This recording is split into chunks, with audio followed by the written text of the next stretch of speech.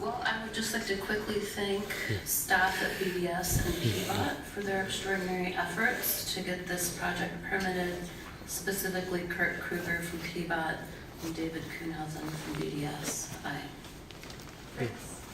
I know that we worked really hard on this agreement. Thank you all for your diligence and your work on this. It's generally the case that you never get everything you want one side or the other. So thank you for this, and congratulations on the Thorns winning their second championship. And I look forward to, is it March? Can you come quicker, please? Thank you for the presentation, Mike. Congratulations on all the success of both franchises. And thanks to our team, our A-team, for putting this deal together. Aye. We were. Thank you to everybody who worked hard on this, on all sides of this issue. Thank you, Tom Reinhardt. I know that you've been putting a lot of time and energy into this. Mike, I know on behalf of Peregrine, you've been very, very active in this. I think at the end of the day, this is a very solid deal. There's no question that the asset that we're improving here can only benefit the city. So I'm very appreciative of this and very excited about the potential. Thank you. I vote aye. The ordinance is adopted. Next item. Item 1360, authorize an intergovernmental agreement with the state of Oregon, Port of Portland, and Good Multnomah work, County gentlemen. for a Portland Harbor Fish Consumption Advisory Outreach Program. Commissioner Fish. Thank you very much. We'd like to invite Annie Von Berg and our team forward and have a few opening remarks. But I do want to put this in context, Mayor and colleagues. We are about to take on a number of Superfund related items at council. And my hope is that we've broken a logjam and you're going to see now a lot more work. Last week, Albert Kelly, Special Assistant to the Administrator of the Environmental Protection Agency, was here. Mayor's Chief of Staff and I and other leaders met with him.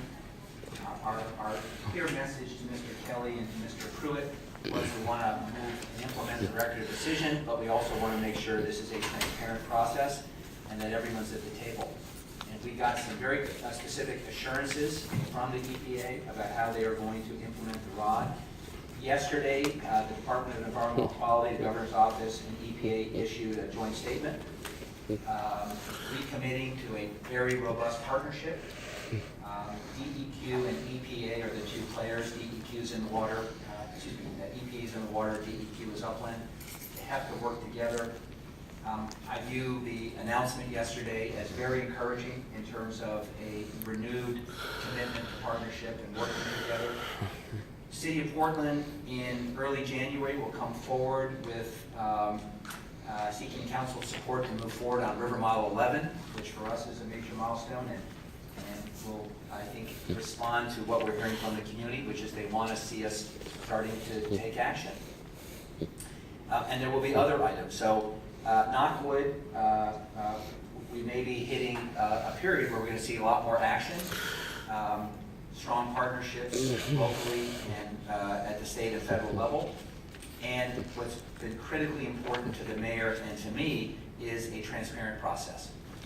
Because we cannot forfeit the trust and the goodwill in the community by having deals struck behind closed doors. The ordinance that we are bringing today is a proposed intergovernmental agreement with the state of Portland. Excuse me, state of Portland.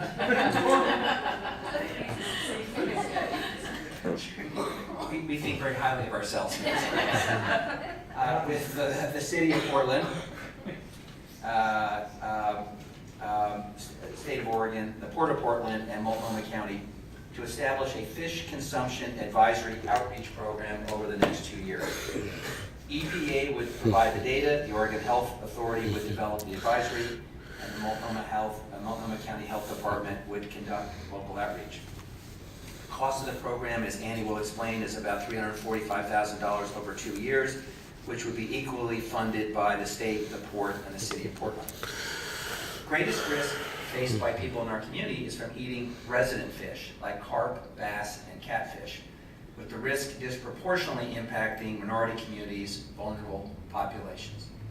Current fish advisories are clearly inadequate, and better coordination between government agencies is needed to educate the public. And with that, Annie, would you take it away? Thank you, Commissioner Fish. Thank you, Mayor Real. Good morning, Commissioners. I'm Annie Vonberg. I'm the Program Manager for the Superfund at BES. I'm here today with a few of our partners to introduce and request approval to enter into an intergovernmental agreement that would create, as Commissioner Fish said, a community outreach program targeted around fish advisories. Up here with me today is Director Jay Douglas of Multnomah County's Environmental Health Services, along with Program Manager Andrea Hambert. We also have Jessica Hamilton, Director of Harbor Environmental Program at the Port of Portland, and Jim McKenna, Advisor of Portland Harbor to Governor Brown in the Governor's Natural Resource Office. And by the way, we should just acknowledge that Jim has been a terrific partner. He accompanied Annie and me and others on a trip to DC where we met with the senior folks at the EPA. He's been extremely accessible on behalf of the governor's office, and it's just a pleasure working with you. So thanks for being here. All right, I'll just briefly go over what we're proposing today. So as you all know, the Portland Harbor is approximately 10-mile stretch of the lower Willamette that goes from Selby Island to about the Broadway Bridge. The Superfund has reached many milestones this year, one of the largest being the final cleanup plan that was released from EPA after 17 years of analysis and study. And just to remind you of the magnitude of this cleanup, EPA estimates that this will be 13 years of active construction, followed by 17 years of active monitoring for a total of 30 years. And given just the sheer size of this site and the complexity, there's a good chance that that time scale will move even further than that. The contamination at this site is primarily at the river bottom in the sediment after decades of industrial use. EPA, through the analysis and study phase, evaluated risk to people and wildlife and determined that the greatest health risk to humans is eating resident fish in the Superfund site like carp, bass, and catfish. The communities that are most impacted by this health risks largely are vulnerable communities, subsistence fishers, including Native Americans, minority communities, immigrant and refugees, along with low and no income residents. Throughout a variety of outreach efforts over the last couple of years, we heard loud and clear from the community that current fish advisories just aren't working, and there still is confusion about what the risks are of consuming fish from the site. We also heard that community involvement, specifically to those that are most impacted, needs to be increased, and that better coordination amongst the involved government agencies to help create those clear messages and consistent messages were needed. So we look at this partnership as a first step in addressing those community concerns. This is just a quick illustration of what typically the process looks like for developing a fish advisory in a Superfund site. EPA, through the analysis phase, provides the data. The state health authority then develops the advisory. And then the local health authority, in this case Multnomah County Health Department, then takes the lead in outreach to the public. And it's important to note, beyond just the Superfund advisories, Oregon Health Authority is scheduled to be releasing statewide fish advisories early this next year. So this adds to the timeliness of this effort to address any potential confusion with statewide advisories and advisories specific to the Superfund by creating those common messages and coordination between the government agencies. This next slide here shows the proposed partnership, which is the state of Oregon, the Port of Portland, and the city of Portland creating the funds to create the program. Multnomah County Health Department would then administer and design the program. And then the EPA and the Oregon Health Authority would guide the program by actually creating the content of those advisories. It's worth noting that the funding parties here will not play a role in creating the content of those advisories, but rather contribute to the tools to get the information out to the public. And I'll hand it over to Ms. Hamburg to go over the main components of Multnomah County's for this program and what their role will be in the outreach. Thank you, Annie, and Thank you, Commissioners. Thank you, Mayor. So the Health Department's main function is to promote healthy choices and to protect the health of county residents, to promote health and health equity. And as Commissioner Fish said, and Annie echoed, our largest concern during this cleanup effort is the consumption of fish from the cleanup site. And we are concerned that traditional communication strategies won't be effective. We will spend this 2-year project period working with community partners and other agency partners to develop really the best evidence-based communication strategies that are culturally and community specific. We will work with our community partners to identify the best messages and also the best messengers. We'll do that through small grants and other partnerships yet to be defined. At the end of the project period, we will have a group of materials that can be relied on during the cleanup project and also strong relationships to support that communication effort. Thank you. And then moving on to the budget and timeline, as Commissioner Fish mentioned, this is a 2-year effort to establish the program and start the outreach. This is to fill a gap until EPA creates a long-term funding plan for this. The program cost is $345,000 that will be split equally amongst the 3 parties, totaling $115,000 each over the course of 2 years. Recruitment for the dedicated health educator with Multnomah County is slated to start in mid-January, pending the approval of this IGA. So with that, I invite any questions you may have, and thank you for your time today.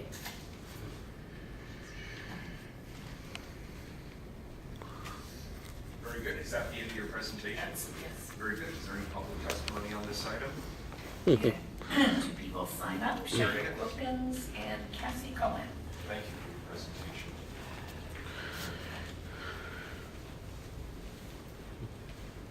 Hi, I'm Shedrick Wilkins, and I have decided really that we in Portland are surrounded by 2 rivers, the Willamette River and the Columbia River.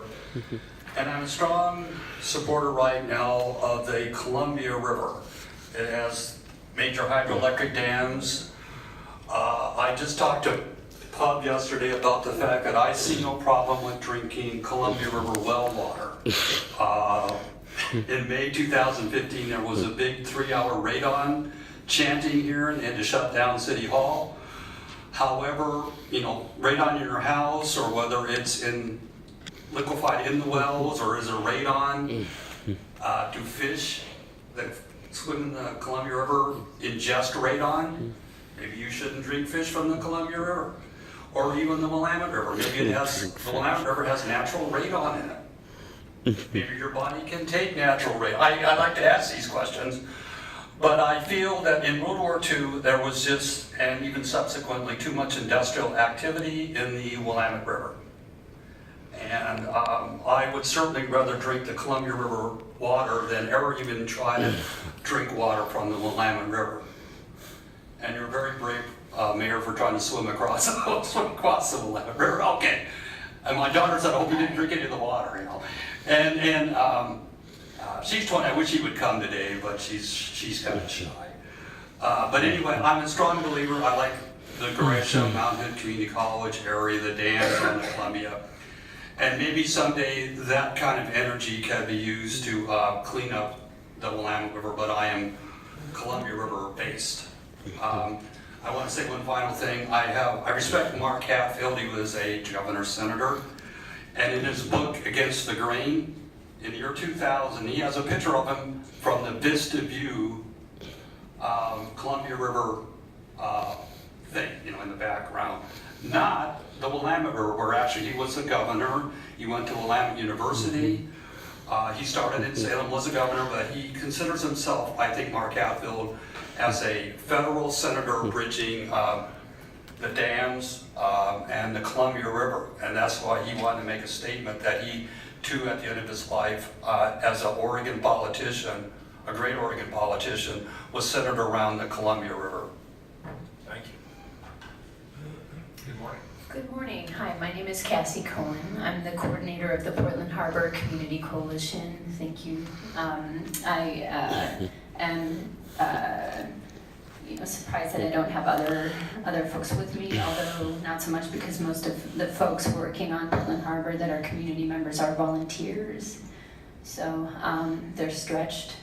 And I do want to, so I'm here primarily to express my support, and I believe this intergovernmental agreement is definitely in alignment with what our coalition's goals are to continue to engage all communities, especially those most disproportionately impacted by Portland Harbor pollution, in the cleanup process and beyond, as we heard it.